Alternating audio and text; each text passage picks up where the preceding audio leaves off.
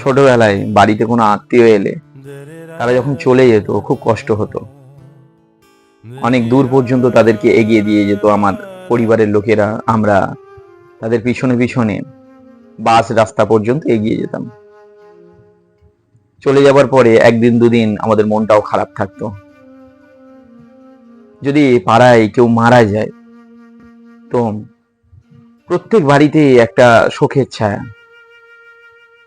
তারপর যদি দেখতাম যে পাড়ায় কারোর সঙ্গে কারোর গন্ডগোল হয়েছে, অশান্তি হয়েছে, তাহলে সেই খবরটা পাড়ার এক প্রান্ত থেকে আর এক প্রান্ত পর্যন্ত সবাই জানে, পুরো গ্রামের লোক জানে এ হলো এর শত্রু। কিন্তু বর্তমান সময়ে মানুষের আন্তরিকতা এমন জায়গায় গিয়ে পৌঁছেছে যে যার সঙ্গে একই টেবিলে বসে খাচ্ছেন সে যে আপনার শত্রু সেটা আপনি বুঝতে পারছেন না, আমরা বুঝতে পারি না। মানুষ বাড়ি থেকে চলে গেলে তো দূরের কথা, মানুষ জীবন থেকে চলে গেলে তাতেও মানুষের কিচ্ছু যায় আসে না। অনেক ভালো রিলেশন, তারপর সেই মানুষটা তার জীবন থেকে চলে যাচ্ছে। এখানে তো এগিয়ে দেওয়ার, বাস পর্যন্ত যাওয়া, এসবের রিচুয়াল তো আজকের দিনে বন্ধ হয়ে গেছে। আমার কথাগুলো আরেকটু গভীরে বুঝুন, যে পরের দিন থেকেই তার জীবনে নতুন মানুষের এন্ট্রি হয়ে যায়।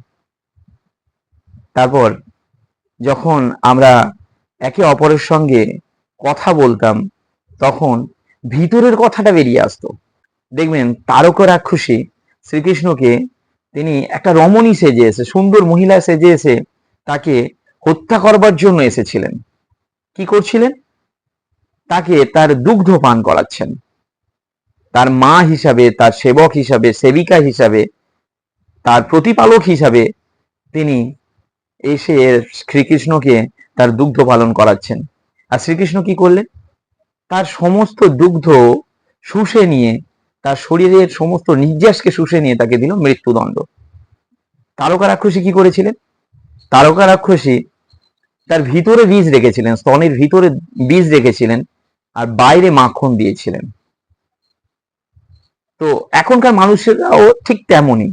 এখনকার মানুষরা বাইরের দিকটা মাখন করে রাখছে আর ভিতরে তাদের বীজ।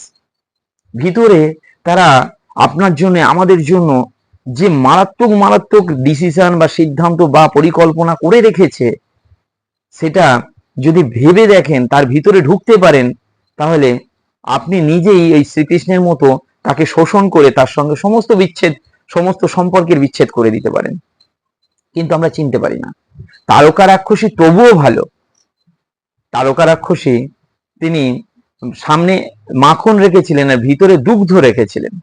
কিন্তু এরা সামনে মাখন রাখে কিন্তু ভিতরে দুগ্ধ এরা রাখে না, একদম রোয়া বিষ রয়েছে। তারকা রাক্ষসী দুধের সঙ্গে বিষ মেশানো ছিল, কিন্তু এদের ক্ষেত্রে কি আছে? একদম রোয়া বিষ। আপনার বাড়িতে কেউ একজন এসেছে, আপনি আসুন আসুন দাদা বসুন, একটু চা খেয়ে যান, পারলে আজকের দিনটা থেকে যাবেন। এবার যখনই সে আপনার বাড়িতে এলো আর আপনি আপ্যায়ন করলেন যে আসুন আসুন বসুন, চা খেয়ে যাবেন, সে মানুষটা যদি বসেও যায়, চাটা খেয়েও নেয়, তাহলে মনে মনে মনে হয় চাপ বাবা, একবার বললাম বসে গেল, একবার চায়ের অফার দিলাম চা খেয়ে নিল। আসলে আমাদের বাইরেটার ভিতরটা এতটা ডিফারেন্স, এতটা তফাৎ রয়েছে, কোনো মানুষের বোঝার ক্ষমতা নেই যে কার মধ্যে কি চলছে। আপনার সঙ্গে যা সম্পর্ক রয়েছে, তার সঙ্গে সম্পর্কে থাকাকালীন একবার তার মনের অন্তরে অন্তরে ঢুকে দেখুন আপনাকে কতটা ভালোবাসে। তার ফোনের কল লিস্টটা চেক করে দেখুন, মেসেজ লিস্টটা চেক করে দেখুন, অবাক হয়ে যাবেন। আমি একদম চ্যালেঞ্জের সঙ্গে বলতে পারি, আজকের দিনে সবাই দুটো চারটে পাঁচটা করে অপশন রেখে দিয়েছে।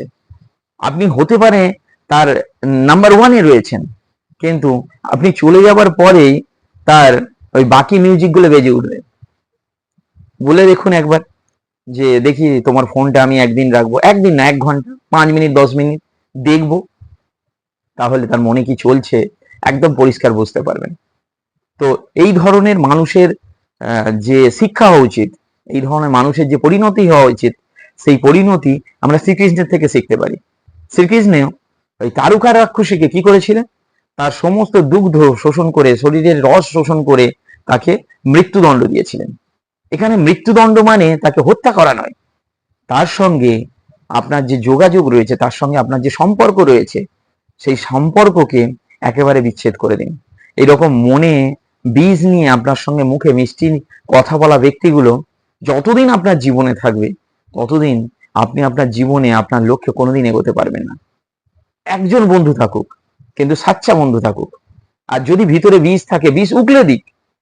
যদি মনে হয় যে আমার ওর এই পয়েন্টটা ভালো লাগছে না, তাহলে সেই মানুষ যেন আপনাকে বীজটা উকড়ে দেয়।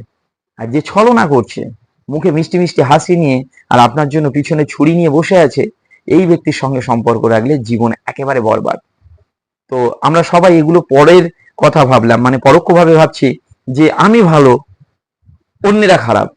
কিন্তু আমার ভিডিওর মূল উদ্দেশ্য হচ্ছে আমরা নিজেরা যেন না এই ধরনের কাজ করি, আর যারা আমাদের সঙ্গে এই ধরনের কাজ করছে তাদেরকে উচিত শিক্ষা দিয়ে আমরা তাদের জীবন থেকে যেন বেরিয়ে আসি।